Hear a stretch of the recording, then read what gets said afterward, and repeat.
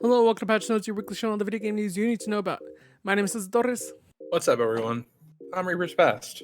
Now let's jump into your weekly Patch Notes. Hey, what's up? Hey. Today is September 19th. Do you know what that means? The day of Destiny. There's Destiny, which you'll talk about. We'll talk about, I guess. Today is National Butterscotch Pudding Day. Oh, McKenna, you love that butterscotch? You love that I scotch? love butterscotch.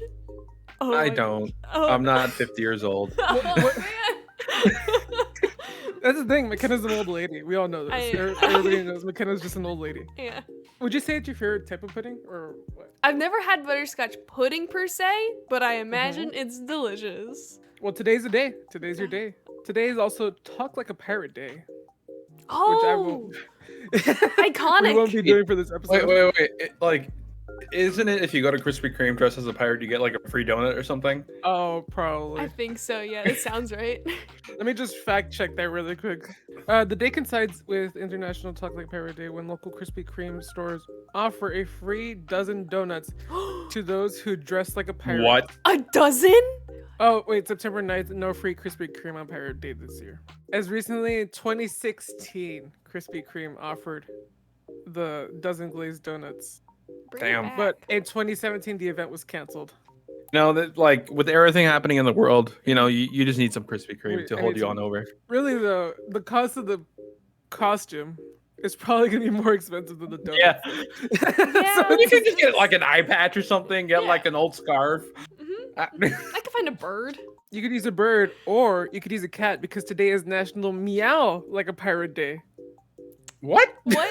That's what it says. It says National Meow Like a Pirate Day. Gonna Hold on, need let me... definition, please. September 19th has been known as Talk Like a Parrot Day since 1995, but in 2015, cats gained their due respect with co-celebration of Meow Like a Parrot Day. Since pirates are rarely seen without a cat or two to keep rodents at bay on the man of war, it's only fitting to include them in today's festivities. It is also Hispanic Heritage Month. That's why Reaper's here, my good old friend from little town Brownsville, Texas, where the population is like 90-something% Mexican. Like you want to know where Brownsville, Texas is? It's like you got Mexico, you got the border, you got Brownsville. There's more Mexico around us than there is United States. But yeah, it is Hispanic Heritage Month. Festeja, mis amigos, mis compañeros. Happy Hispanic Heritage Month to all of our Hispanic friends out there. Every single one of you. This week, Bungie announced a bunch of updates to Destiny 2, including a new gun called Aeger's Scepter that freezes people, some new discoveries in the Shattered Realm, and a roadmap for the next couple of months leading up to, I'm assuming, the Witch Queen. October through November will be their Halloween event, which, as we all know, tends to be really fun. You get some cool costumes. This year, they're going to be giving away, I believe, dinosaur costumes as well. So they're going to be featuring masks, candy, and haunted sectors, activities, all that good stuff. There will also be updates to the Season of the Lost, which started back in August. From December through February, Destiny 2 will be celebrating Bungie's 30th anniversary with a new dungeon, 6-player offensive. Gallahorn, oh my god, Gallahorn's coming back. You guys know that gun has been around since D1 and everyone wants that. They then went on to share a bunch of stats and fan art, but two of the most interesting stats they've shared are Destiny lifetime stats. There are 187 million Guardians and 9.8 billion hours played. I contributed a good amount, okay? I'm not gonna lie. You are a big fan of Destiny. You have been playing it a lot on your streams recently. Uh, Have these updates been like what you've been wanting out of this game? Because you've been playing it a lot. okay. So here's the thing.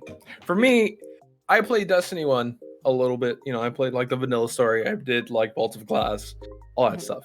And then Destiny 2 came around. Played the vanilla. I played, I believe, Forsaken. I took like a year break from it. So coming back, I had a good amount of content to come back to, and like all this stuff that they're announcing, I'm really excited for it, because like the thing with Beyond Light, with adding a new power with stasis and stuff like that, that's really cool. And then them adding more, like a new dungeon, bringing back Gallahorn, which a lot of people, that's like their favorite exotic from back then because it was really overpowered. I mean, like, clearly Destiny's a great. Like, I don't play much, but that trailer they put out for Aegir Scepter looks really cool. The player base has recently gotten like a revamp essentially because they announced Witch Queen Beyond Light was good, and people are like playing in Everybody's been anticipation saying, for like, that. Everybody's been saying like this update has been like the one for new players to get into. Yeah, which is really cool. It's gonna be real fun.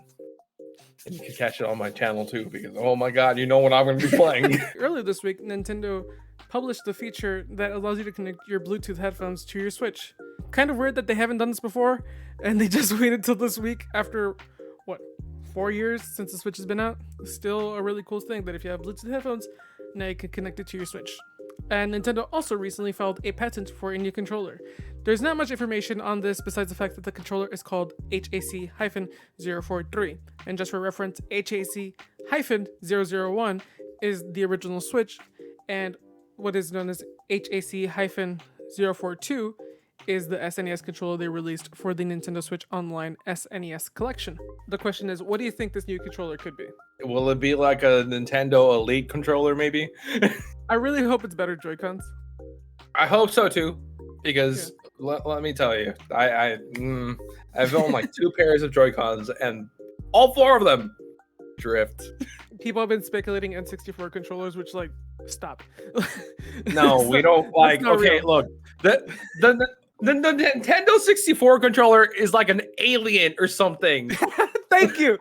But something that is happening in the Nintendo Switch consoles is that the prices are being lowered in Europe. According to Nintendo UK, the price change, which is about £20, is due to currency exchange rates as well as the Switch OLED model. Meanwhile, a Nintendo of America spokesperson said that there are no plans to lower the price of the console. According to Platinum Games, even though everybody wants to see it, they still can't show Bayonetta 3. But they are very proud of the development so far. Hideki Kamiya told VGC, as much as everyone is clamoring to see it, we are really waiting to release it too. We want everyone to cheer us on as we run to the final stretch. We want to show it too. As good as Bayonetta 3 might be, there might be something missing to it.